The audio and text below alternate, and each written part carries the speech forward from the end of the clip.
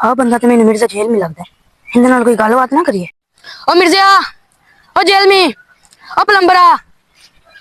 जनाब मोहतरम, तुसी मिर्जा जेल में हाफिज अल्लाह ताला हो जी। अल्हम्दुलिल्लाह। मिर्जा साहब, मैं तुहाडे कोलों कुछ सवालात करने सी। वेखिया जे मिर्जा दी फैन फार्मिंग। मिर्जा मैं तेरा फैन नहीं, मैं तेरी मंजी ठोकन आया वा। चल इत्थे बड़े बड़े आए आ उथे बैठ कर की तेरे सवाल ने।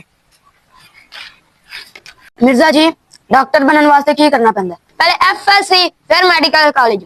ठीक हो गया। ते इंजीनियर बनने वास्ते की करना पैंदा? पहले FSC फिर इंजीनियरिंग कॉलेज।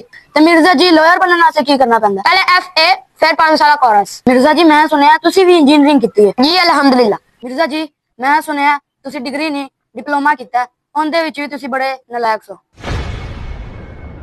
वैसे कितना केड़ा जे डिप्लोमा? Civil engineer. अच्छा अच्छा, आ जेड़ी इमारतां बनाने दे ठेके चुकदे ने। मिर्जा जी दीनी तालीम कित्थों हासिल कीती है? कितों भी नहीं, यूट्यूब तो। मिर्जा जी तुहानू दुनियावी तालीम हासिल करन लई क्वालिफिकेशन भी चाहिदी है, कॉलेज भी चाहिदा है, यूनिवर्सिटी भी चाहिदी है ते डिग्री भी चाहिदी है। दीन दी तालीम हासिल करन वास्ते तुहानू कुछ नहीं चाहिदा? मिर्जा प्लंबर बनन वास्ते भी डिप्लोमा चाहिदा, इलेक्ट्रीशियन बनन वास्ते भी डिप्लोमा चाहिदा। दीन तेनू इन्ना ही सस्ता नजर आया जेड़ा तू यूट्यूब तो सीख के बह गया। खलो जा वड्डा आलम दीन। चलो।